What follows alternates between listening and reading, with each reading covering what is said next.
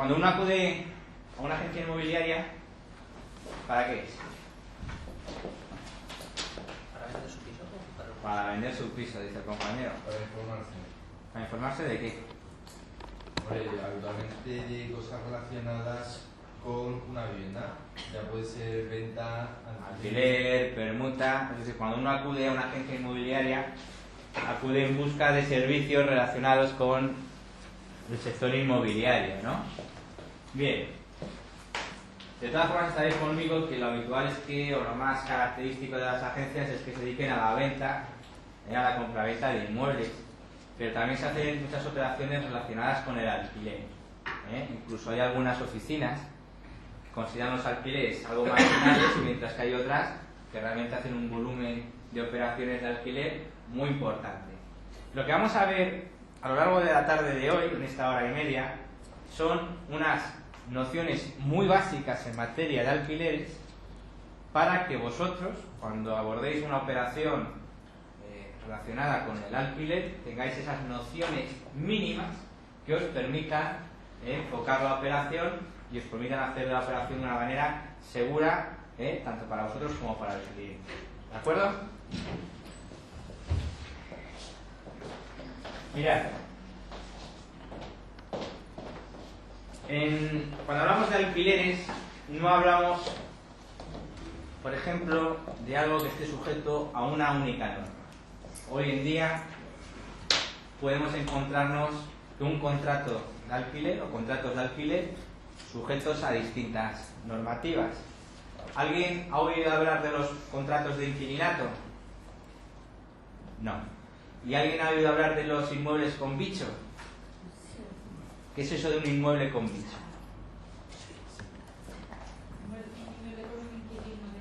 Un inquilino dentro al que no se le puede echar. Bien.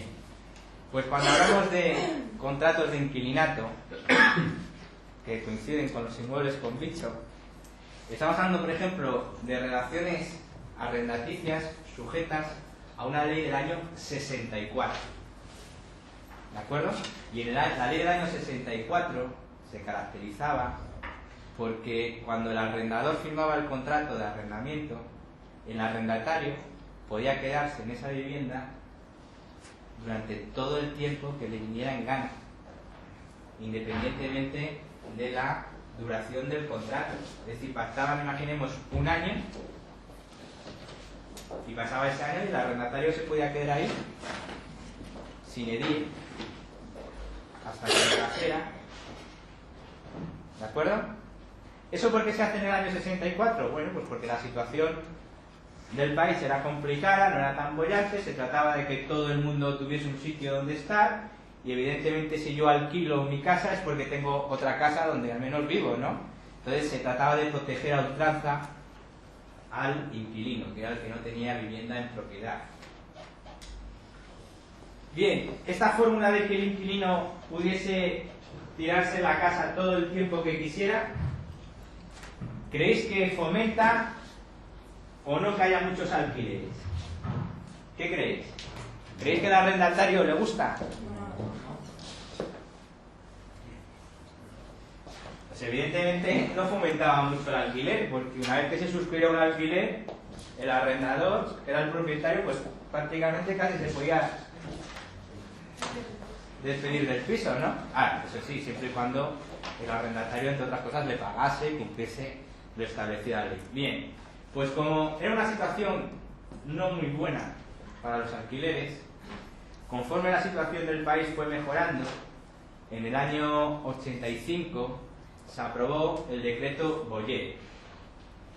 ¿Todos habéis oído hablar de Boyer? ¿No? ¿Sabéis quién es Boyer? El marido de la Presley. Bueno, pues cuando llegamos al año 85, ¿qué nos dice el decreto Boyer? Pues el decreto Boyer nos dice: a partir de ahora, cuando se alquila un inmueble, hay dos opciones.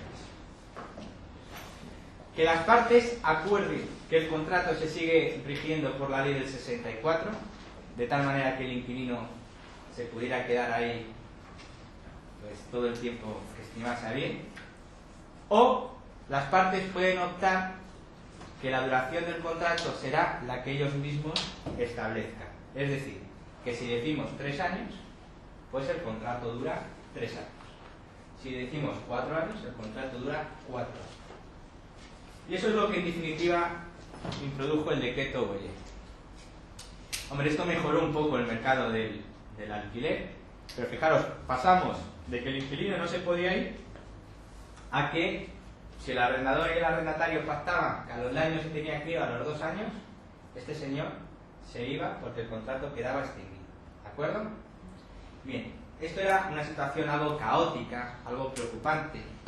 Y en el año 94 dijo el legislador: vamos a hacer una nueva ley de arrendamientos urbanos que regule mediante disposiciones transitorias lo que viene de antes, pero sobre todo una ley pensando en el futuro, no una ley que suponga la norma marco para regular los arrendamientos de vivienda. Y como consecuencia de ello se aprueba la Ley de Arrendamientos Urbanos del año 94, que entra en vigor el 1 de enero del año 1995 y que se va a aplicar a todos los contratos de arrendamientos urbanos que se celebren a partir del 1 de enero del año 1995. ¿Qué les quiero decir con ello? Les quiero decir que los contratos que ustedes suscriban en sus oficinas, ¿por qué norma se va a regir? Por la del 94, ¿de acuerdo? Y es precisamente el régimen jurídico que vamos a ver, el régimen jurídico que prevé la ley del 94 y que entró en vigor el año 95. Bien.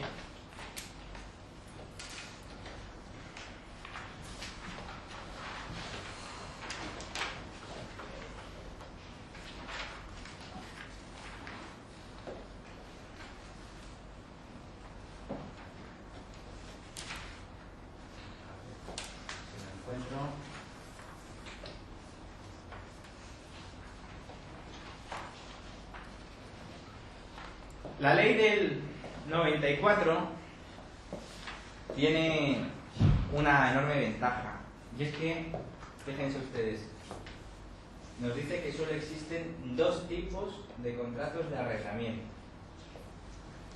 los contratos de arrendamiento para uso de vivienda y los contratos de arrendamiento para uso distinto del de vivienda.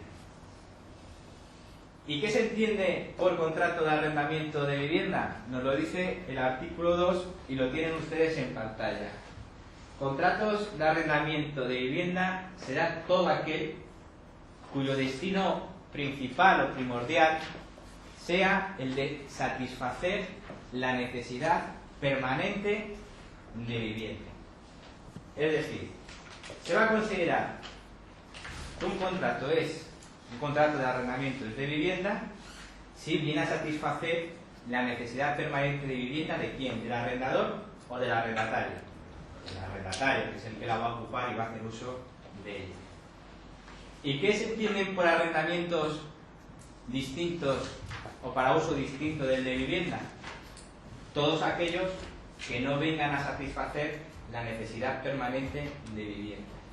Algunos ejemplos: los contratos de locales. ¿Qué van a ser? ¿Contratos para uso de vivienda o para uso distinto del de vivienda? Evidentemente para uso distinto.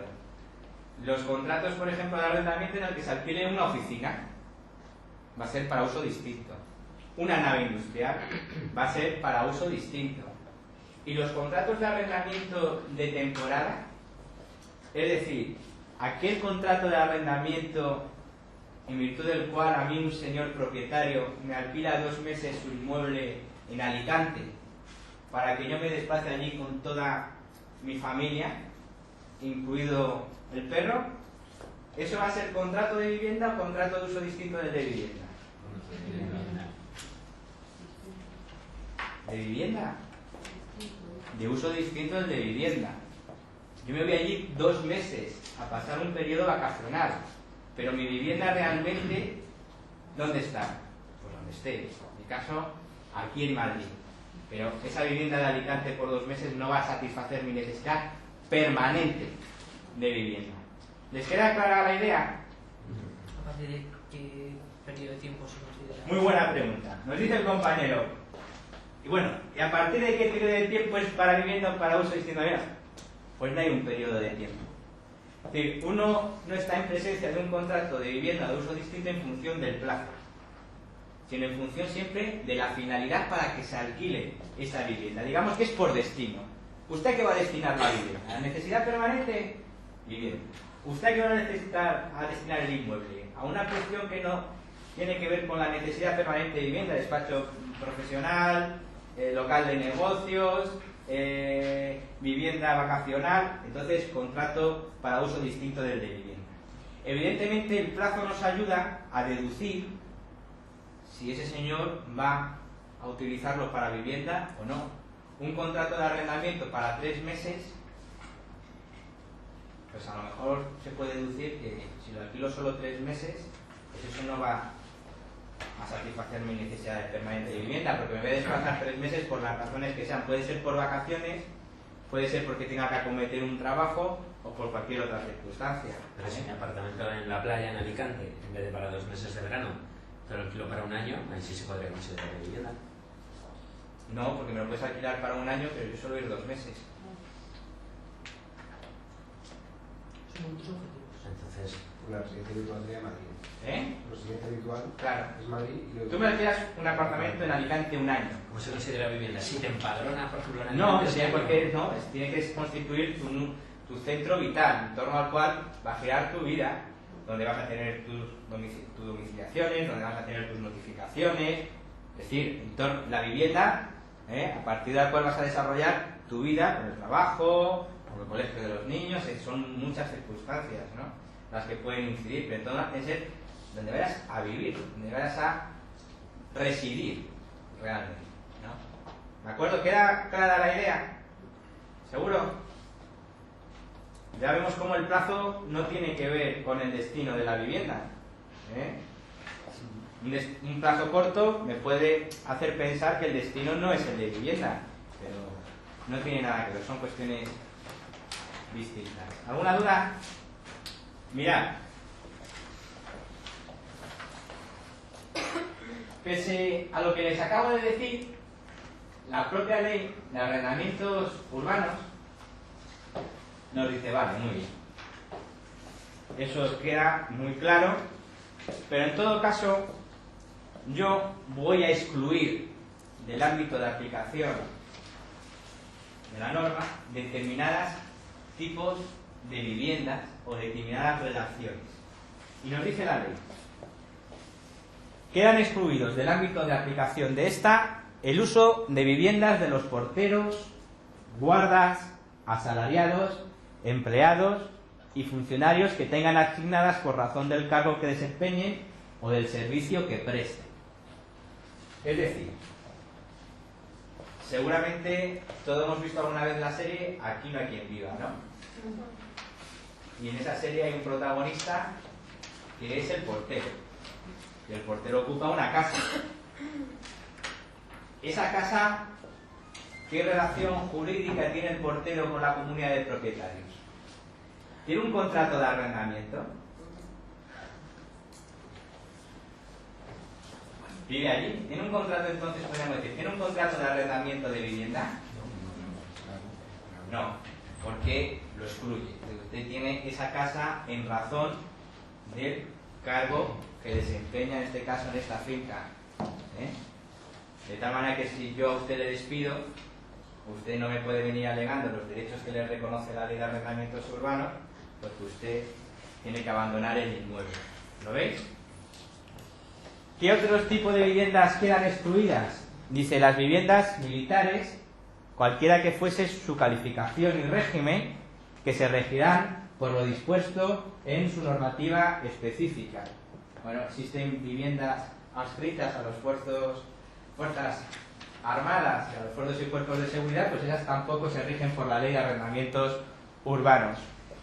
Dice, los contratos en que arrendándose una finca con casa-habitación, sea el aprovechamiento agrícola, pecuario o forestal del predio, la finalidad primordial del arriendo.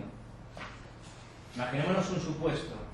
A mí, en Baleares, me alquilan una casa con unos viñedos fantásticos, 2000 viñas. A contrato de arrendamiento de vivienda para uso distinto del de vivienda. O excluido de la ley de arrendamientos urbanos. ¿Qué creen ustedes? Excluidos según eso. Depende, porque si yo me voy allí de vacaciones, pero no voy a explotar esas viñas, no simplemente voy a contemplarlas, a relajarme y a aprovechar el buen tiempo, pues podría ser un contrato de uso distinto del de vivienda. Pero si yo me voy allí con una finalidad de explotación agrícola, pues entonces quedaría excluido. No sería ni de vivienda ni de uso distinto de vivienda, quedaría excluido de la aplicación de la ley de arrendamientos urbanos. ¿Queda clara la idea?